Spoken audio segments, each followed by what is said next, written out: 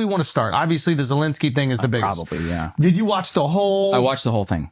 Can you give us your honest breakdown of it? Sure. I mean, let me disclose my bias. I've been very against more aid to Ukraine, been for a settlement of the conflict now for quite some time. So my bias, like, totally upfront. And so seeing that all happen was very pleasing to me, but I'll try and be just like neutral. So it was a 53-minute interaction. It was during something called a pool spray, which is, so I used to cover the White House. The way that these things usually work is you have the king chairs where Trump was in that chair, and you have Zelensky here. It's like the head of state chair. We usually, the camera, so like if you and I were sitting, the people who are watching, there'd just be a wall of cameras right here. And it's supposed to just be diplomatic fineries. Like, it's supposed to just be like, yes, Mr. President, we welcome you to our country, blah, blah, blah. For about 40 minutes, it mostly was totally chill. Even Trump was like, you guys have been very brave. If you watch a lot of this, he was very much trying to keep things under control. But there was this moment, and what happened is that Zelensky hates JD Vance for a variety of reasons. Why? Well, back when JD was a Senate candidate, so 2022, had a viral moment where he was like, I don't care about Ukraine at all. He said that on camera. It became a huge controversy. Obviously became a villain inside Ukraine, but he's also been kind of a chief opponent of more military aid to Ukraine, or what I would call is like the Atlantic religion, like this idea that the United States and Europe are inextricably linked, that the invasion of Ukraine is not only an attack on democracy, it's an attack on America itself. So that's kind of the Eurocentric Atlantic mindset, very Cold War mentality. Got it. All right. So Vance is somebody who's much more of a realist. Like, he thinks that there are checks and balances, and that stockpiles are actual trade-offs, right? So he's like, we can't just ship unlimited weapons to Ukraine because we have to worry about our own stuff, or we need to worry about Taiwan, or we need to worry about any other ally. Pretty reasonable. I would say it's quite reasonable, but that's they would say otherwise, and that's fine. It's a democracy. But anyway, so put that all together. JD, I think, was making a statement about bringing peace, and it was at that moment that Zelensky you could see him lean forward the way I am right now, and he's like, let me ask you a question, JD. And that's when I was like, oh shit. Because, well, first of all, JD was calling him Mr. President. He's calling him JD. He's got a lot of hatred there. Don't forget either, Zelensky came to Pennsylvania and as JD called him, for Josh Shapiro. Not only that, he gave an interview here on U.S. soil attacking JD Vance, saying, I forget, you might be able to find it, Mark. He either said he was too radical or something like that. So Zelensky's had it out for JD for a long time. I love your comfort telling Mark to go look some shit. I was like, if you don't mind, Oh my God. Last time. Yo, you know Saagar's making money when he's telling white people what to do. I love it. That's our natural state. That's what Vivek showed, right? As Indians, our natural state is to tell you what to do. Exactly. Sell that low caste piece of shit. Go Google something, man. What do you got? What do you got? He's too radical. There it is. All right. Little Google Wallop. Yeah, Zelensky. Oh, man. Zelensky calls Vance too radical, suggests that he needs to study World War II. Yeah, so that was September. That was right before the election. And they start bickering, basically, over the terms of the 2014 ceasefire. And it was then that this all starts to get very, very contentious. So, can I ask a real quick question? Yeah.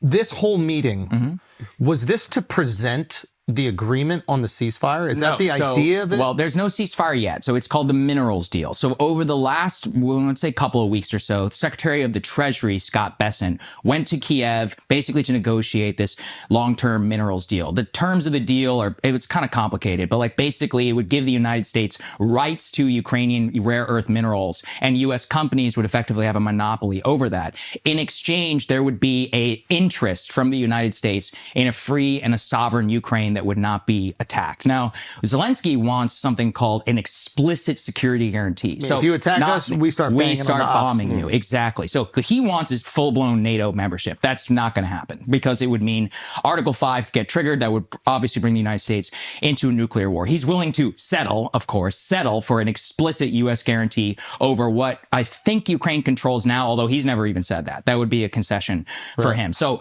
this was supposed to be a meeting of fineries where we're like, yep, we're we're here to work together. We're here to work towards peace. Zelensky just loses it over a couple of things. One was Trump being like, this guy can't even say anything about peace with Putin, which, I mean, let's give Zelensky the benefit of the doubt and all this. His country's been invaded. He's been at war. His people are being killed. So that's probably a lot to swallow. But the thing is that from a pure diplomatic point of view, there's a template for all of this. The King of Jordan was here 2 weeks ago.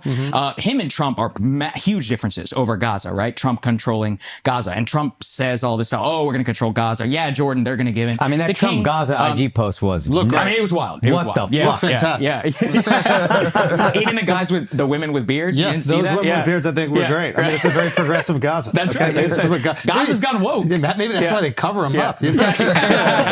Okay, go on. All right. So what happened? But the king, he sits there, it's all diplomatic fine. And then afterwards, he releases a statement. We had great discussions, and he just lays out his terms. So that's an idea of contentious meeting, U.S. ally. But Jordan, at the end of the day, we're receiving a shit ton of U.S. aid. We're a major guarantor of their security. Zelensky just can't take it, and he breaks down. So you can even see his posture. He starts going at JD, both over a ceasefire, and he starts questioning basic facts. So the fact that really set Zelensky off is when JD said, you are pressing your own male population into forced conscription because you don't have enough manpower on the front lines. That is an objective fact. The average age of the Ukrainian military is somewhere between 40 and 50 years old, which is insane. That's like late stage Nazi Germany fighting in World War II. That's the Civil War, the Confederate military, the Confederate armed forces at the siege of Petersburg. Who's left? Yeah, exactly. But that's actually a key point. Remember, the Ukrainians refused to drop their draft age from, I think it's 25 or 27. I'm not exactly sure. There's a whole generation of 18 to 25-year-olds or 27 that are not currently eligible for the Ukrainian draft. And it's because it's massively unpopular in Ukraine. So out of both sides of their mouth, they're like, we're total war, we're throwing everything, we got this. On the other side, they're like, well, we're also preserving our prime age male population to repopulate the Ukrainian state in the future. So they're not really throwing everything that they do have here. And in fact, previously, one of the US demands was, hey, you guys got to drop your fucking draft age down to 18. The reason they don't want to do that is A, the guys don't want to fight because they've watched probably 1 million or so people get killed, is B, they're just going to flee. I mean, if you guys go, so I was in Hungary, and in Budapest, my guide, we walked past the Four Seasons Hotel, and he's like, you see all these license plates? And it was like, Ukraine, Ukraine, Ukraine, Ukraine, Ukraine. These are all filthy rich Ukrainians who've been living in the Four Seasons Gresham Palace in Hungary. Until it's I go over. to Vienna, and same thing. My guide is like, our strip clubs have never had better business than right? He's like, they've been just throwing. He's like, these Ukrainians have been throwing money around. So they don't want to fight. I mean, a huge portion of their population is gone. So there's all of that came to head when JD was like, you're forcibly conscripting people. Empirically true. There are videos of people, dude, sadly, even people who are mentally retarded who've been pressed into service. Probably the strongest. It's horrible. It's but horrible. I mean, they can probably do a lot dude, of, but you can also look at the amputation. They don't even need a gun. You just send them out there. They're just ripping Russians apart with their bare hands. This is some Soviet. Think about this it. is like Soviet Union. I'm just 1943 I'm shit. just saying, if you want to put, what does a coach do? Okay, he finds a role. Well, you're gonna throw hanging on They got the helmets on already. So the feeling or the sentiment is, at least online, that the population is fractured in terms of their support of the war. Yes, which is not uncommon with countries at war. I mean, America, Vietnam, right? It was probably divided. Well, even in an invasion, you have to remember this is a country which, as a polity, was very torn apart. Like, it had a significant portion of their population which spoke Russian, had affinity for Russia. That's largely the part that Russia kind of controls right the now. Donbass but then region, you also have the Donbass region. You're right, the Donetsk. But also you have this new Ukrainian identity, which has really emerged very distinct from how it used to be in the Soviet times and others. So anyway, it's actually fascinating. No, I've never been to Ukraine. I've been to all around Ukraine, but never actually Ukraine is awesome. Ukraine. Like, Kiev is awesome. Really? Yeah. When did you go? We went during the last war. Which one? The Crimea. Oh, okay. Yeah. So 2013? I don't know if it was that far, something like that. But it was like, I knew someone was up because I got an email from Expedia, and they were like, by the way, it was something like, would you like to rent a car for your trip? By the way, this is an active war zone. Be safe. But no, it's cool. We were there, and it was unbelievable. Food was amazing. I've got nothing culture, against Ukraine party, or beautiful people. Ukrainians. The food was incredible. Food was incredible. Food was Really? incredible. Yeah, I don't. Prostitutes were just so it's just incredible. Like the girl I saw at the that's strip another club. sad part of it. What is that? Just the number of Ukrainian women who apparently are being human trafficked all over Europe. Apparently, it's a disaster. Like all over Hungary, Vienna, all in terms of prostitution, they're being totally taken. We're trying to figure it out. We're trying to figure it out. It was easier with the retards to get Listen, that's fucking horrible. But these were in Do you Ukraine. know how fucking miserable those people in those countries they're going to are going to be? Those people are going to be fucking furious. Because I saw a girl who had areolas like church wafers, dude. They were the whitest areolas I've ever seen in my entire life. And I had to go to 4 different ATMs to get enough money I could pay for it. No, but salute to her, man. You know, shout out Zelenskyy. Anyway, okay, so it seems like there's waning support. It seems like there's waning support because they're all in the strip club with the white nipple chicks. 18 to 25. No, they're gone, strip bro. club, They're gone. bro. Yeah, or they want to leave. No, so I had anyway, to fake an orgasm with it's her. a problem. So in I had to fake an orgasm because I had sex once, and then my boy had a girl, and then he had sex, and then he went back for number 2, and I'm just sitting on the couch with this poor girl. I don't want to hurt her feelings, so I take her back, and I got the udon noodle. My shit is not even close to hard, and then I just kind of pumped away for a little bit, and then I was like, ceasefire, ceasefire, ceasefire. a ceasefire Ukrainians can support. Exactly. Yes. Yeah, Okay. So you were saying. Okay, so in this meeting, Also been to Russian strippers too. Okay. I didn't do anything. Didn't touch them at all. Right. Just want to let Makes you know. sense. Yeah. Well, you probably should. You should. I say wouldn't. it. All right. So what we have in this meeting is not only all of this beef around conscription, but really what happened is that Vance started to get very frustrated. And he was like, you come here to the Oval Office of the United States. You disrespect this office. Yeah. The worst mistake Zelensky made is that as Trump is getting furious, this Zelensky. is the line. This was the line. Yeah. He's like, you have no cards. You have. Oh, You remember this? The line Okay, to what do me you think? was the line to me that ended it was you don't have to worry now, but the in ocean. the future, you have an ocean, Yes. so you don't have to worry now, but in the future you will worry, or something like that. Yeah, that's right. He was like, don't tell us what to be afraid of. I mean, that's this is Trump. Like, Trump is not only transaction, it's about respect. Apparently, they told Zelensky to wear a suit before he came, and he didn't wear it. Zelensky decided not to. And- So and he's Trump he's called an him out. actor. Did you see Trump Yeah, he call goes, him out? Yeah, it oh, was you're great. I dressed. see you What did he dressed up. say? He's like, you dressed up. Yeah, You dressed up. Yeah, it was that's fantastic. right. But Yeah. that line to me is where he lost everything. Absolutely. Because you're threatening. Yes. He's basically acting. He's been acting this way for 3 years. That's the shocking part of it. Is he has this false. Oh, look, I mean, this is where I'm going to put my own bias on the table. Yeah. Let's look at all of the arguments for supporting Ukraine. Number one is that we need to defend NATO, and you're like, okay, well, Ukraine's not in NATO. Yeah. Okay, got it. 2, we need to defend democracy. It's like, yeah, I mean, it's a democracy in the way that any corrupt Eastern European country is. Zelensky's canceled elections. Their parliament or their constitution says they can't even hold an election during wartime. He has banned opposition parties, censored the media. I mean, it doesn't look that democratic to me. And actually, one of the core demands of the United States is like, hey, you need to hold an election. And he's like, no, we can't do that. can't He's like, we possibly can't do have that. that Yeah. until even in his interview on Fox News afterwards, they're like, would you resign? He's like, that is up to Ukrainians. I'm like, how? They can't vote, dude. Yeah, it's like, how does that work? Yeah. 3 was, okay, and this is the most sinister and the disgusting one, is, well, we need to support Ukraine because we're weakening Russia, which means what? Which is that we are forcing the Russians to pour millions of men into Ukraine and kill as many Russians as possible. And somehow that's in the national interest of the United States, is that we're weakening Russia and we're making their economy poorer. Here's the thing. Russia's not like here. It's also not a democracy in a sense.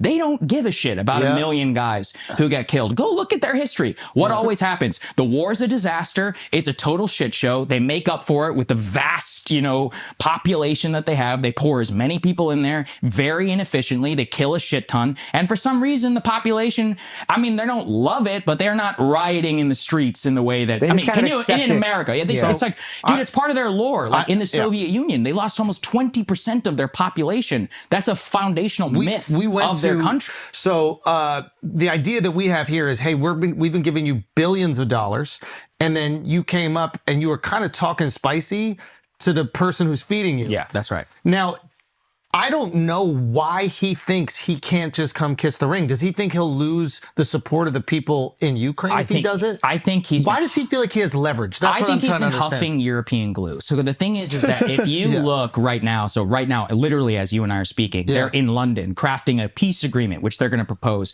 to us. But this is where it's all bullshit. So the France and Germany came up with a peacekeeping plan. We'll have 30,000 troops there. You don't have to do anything. No U.S. troops on the ground. I'm like, okay, good. They're like, but you have to pay for it. You have to provide ISR, which is intelligence support, and all that. You have to do your ISR. You have to provide all the bullets. You have to pay for it. And so what are you revealing to us is that France and Germany don't even have the capacity to forward deploy 30,000 peacekeeping troops in a tiny country like Ukraine. I'm saying compared to the rest of the globe. What should that tell you? These militaries are nothing. NATO's own chief says that the Russians produce more ammo in 3 months than all of NATO combined in an entire year. That's with the United States. Zelensky's acting as if there's another option. Yes, he thinks that he can't be so naive. He is. Oh man, I think he is. The rhetoric that's coming. Is he trying to do a deal? UK. He wants the UK and France and Germany and all the other NATO countries to give him a security guarantee before he will provide or he will sign any ceasefire or any deal. But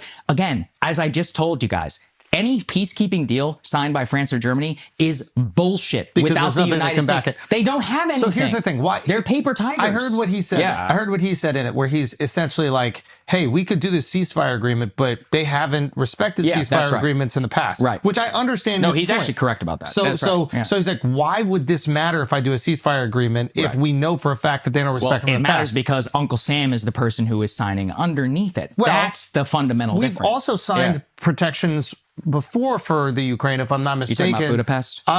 Was it in Budapest that we decided if they would relinquish their nuclear weapons, we would support them no matter what? Let's talk about that too. I hear this a lot from the pro-Ukraine. But wait, before we go back to we get to that one, again, I'm not trying to catch you here. What I'm trying to do is somewhat understand his perspective. Mm-hmm. And this is what I thought. Because there's a part of me that goes, listen, as long as Trump is in office, Russia is not doing a single thing if this is agreed upon. Yeah. Nothing's, and if Trump was going to be in office for the next 40 years, this version of a ceasefire where it doesn't guarantee American muscle behind it, this version of a ceasefire, Russia's going to respect 100%. Here is my concern if I am Ukraine or if I am Zelensky. And I think he handled it horribly in the room. There's a much better way to say, if I was him, if I did want to litigate it in the media, as JD Vance said, what I would say is this. I know I could sign this deal with you and you would protect us. And I know that Russia would not mess with you because they take you seriously and they would not. But what happens if next election we get the same people back that they did not take seriously and they're not afraid of? Yes. How do I get security? Right. I'm not worried about the next 4 years because I know that Putin would not be stupid enough to mess with Donald Trump. Right. I would keep on going. He would be crazy because you would do the ultimate thing. Yeah. But in 4 years, according to your laws, you're not going to have Donald Trump. We don't know what would happen. And now we're left in the dark. And the next administration could have the same sway with Putin as the last one did, which is Putin is not afraid with him. He'll do what he wants. What do you say to that? You're not wrong at all. And that's why you should have shut your fucking mouth and you should have signed that minerals deal. Because in that minerals deal, it was a strategic interest for the United States to have a sovereign Ukraine, a business relation. For example, why do we care about Europe or Taiwan or any of these places? You think we care about fucking democracy? We care about the TSMC chip in Taiwan, okay? Yeah. Why do we care about Vietnam? Because they make all of our clothing. Why do we care about Germany? How many German cars are on the road? All relations between states come down to trade. That is a fundamental insight. The problem of the post-World War II order is what's led to this, is that we have decided, it's democracy and feelings and all this other bullshit. It's like, no, the purpose of a navy. So you're saying the trade deal would incentivize the United States to protect them because if Russia invaded any further and it negatively impacted our United resources, States economy, Now, what if they invaded further, but it didn't impact the places where our resources came from. Yeah, well, that's a bigger question of whether we should even have NATO membership for a lot of these countries. Look, it's settled. It doesn't matter. The U.S. Senate has ratified the treaty, but there were a lot of people in the 90s when they were talking about NATO expansion into Latvia, Lithuania, and Estonia were like, guys, this is in the traditional, not only sphere of influence, but what compelling interests does the United States have in these three countries? Like bilateral trade of those three probably does not even equal bilateral trade between us and a single province or a single state in Mexico. Like, and see, this is the thing. We don't want to talk in balance sheet terms, and it's important. But coming back to your point, you're right. But here's the problem. You have no leverage. And at the end of the day, you do not matter to the United States. And this is my bias again, but at the end of the day, the United States has no compelling interest over who compels the Donetsk region of Ukraine. They just don't. In fact, all of Ukraine, even before the invasion, ranked like 50-some billion bilateral trade with the United States. That's 1/4 of what we do with Brazil. If Brazil was invaded by Argentina, I'd be like, see ya. Good luck. Work it out. I'll buy my coffee from Colombia. It's amazing. You know what I'm saying? It's amazing the arrogance. He must know something we don't know. By creating a financial alignment, I feel like he loses even more leverage. Like by creating an ideological position. You're exactly right. It gives him more of a position. Well, because on that plane, can you explain that, Mark? In my mind, like if you just make it purely financial, then Russia could now broker a deal and be like, hey, if we control which they did. They said that. They were like, hey, we have rare earths too, by the way, in Russia, which they do. They actually have a lot more. So by making it like purely like financial, now Russia could just come in and be like, hey, it's a race to the bottom. We'll just beat them on price. Or we'll go, You're totally correct. Or Russia could go, we're going to invade, we're going to take over those resources, and then you can and we're going to give them to you for half price. Right. Yeah. I mean, and you know what we would say? Russia just got a little bigger, bro. And so Zelensky knows this. It's a race to the bottom. So then now he has to say it's ideological. We have to protect democracy. Yes. That is double click everybody on that one. So we have to protect democracy, even though he is not protecting democracy within his own country. It falls apart on its very own line. Sure, but emotionally he's doing the right thing to protect the longevity. No, he's played his cards incredibly. But not this moment. This moment is very poor. Up until this, you will study Zelensky, and I do not like Zelensky. I think he's taking advantage of the United States. I think he's an arrogant prick, all of this. The way he handled himself immediately after with the media by convincing the West and others that there is this compelling interest, he was managed to get $100 billion from the world superpower, more than we spent on 20 years of the Afghan National Security Forces we have sent to Ukraine in 3 years. Think about that. That's fucking insane. The greatest transfer of military aid in modern U.S. history. On top of that, he convinces all of these European nations, Germany, France, the great powers, not only to come to his defense, but to tie his borders to their own and say it is a strategic interest of the French, of the German, of the UK people to make sure that we're compelling. And, in the beginning, a lot of them did support that.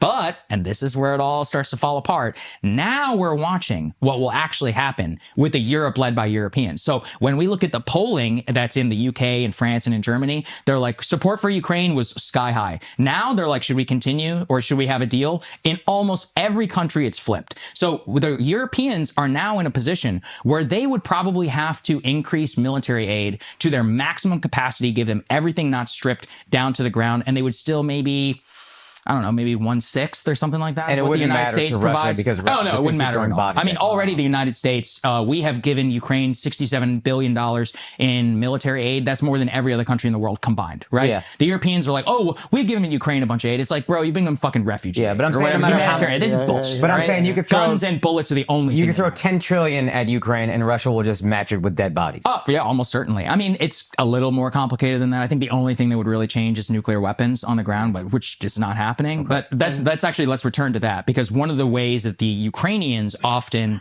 bring up why America not has to support them and not just should is the Budapest agreements and back the Budapest memorandum, which was in the 90s where they agreed to give up their nuclear weapons. And in exchange, the United States was like, yeah, we'll, think about protecting it. Oh, it's not, but we're going to protect it? No. And even if we had said that, it was never ratified by the U.S. Senate. And this is where you have to flip it and think about the Russian justification for invasion, where they said, your Secretary of State said, we will not expand NATO. That's true.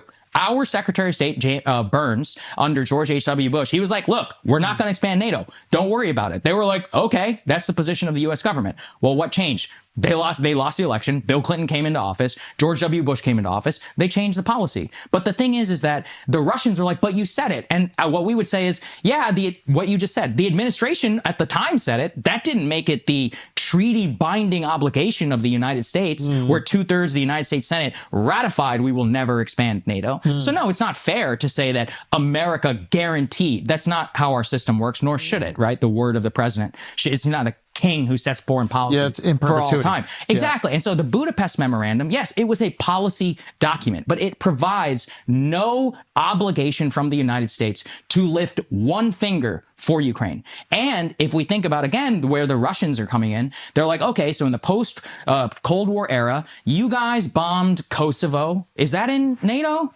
Why was that a NATO operation? You guys, NATO literally took out Gaddafi. You know, one of the things that the North Koreans always tell us, because we're like, hey, give up your nukes. They're like, I'm not giving up my nukes. Gaddafi gave up his nukes. You shoved a rod up his ass and blew the shit out of his own country. What a dumb idea to give up your nukes. Do you think they would ever give up your nukes? Kim Jong-un will never give up his nukes. But if I was them, I'd be like, fuck you. If I was never any country in the world right now, why would you? I would be trying to develop them. Yeah, that's exactly right. In spite of whatever agreement is going on. It's the only thing that maintains your security. You're absolutely right. Yeah. And Libya proves that. Iraq proves that. The North Korean regime surviving to this day proves that. And Russia, its ability to invade Ukraine and frankly get away with most of it is what? Nuclear weapons. So is this an argument? Love that reality. Is this an argument? But it's just true for Zelenskyy then? If we cannot trust the daddy country, i.e. America in this situation, to protect, then why make a deal that you know that they won't reinforce? I mean, okay, so then you're just going to fall apart without us. Don't fall apart. Say, we will say, give us nukes. Okay, yeah, he could say that. We'll just say, no.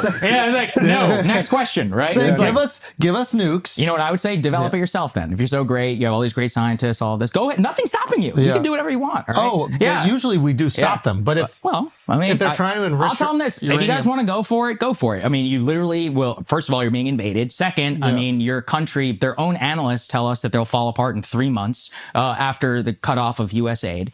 This is, again, just where we have a small nation that thinks it's a great power and can dictate terms. Why do they think that? That's what I don't understand. I think it's the Europeans. Where's the I really Kool-Aid? do. So the Europeans are propping him up and thinking that they're like the last line of defense for democracy.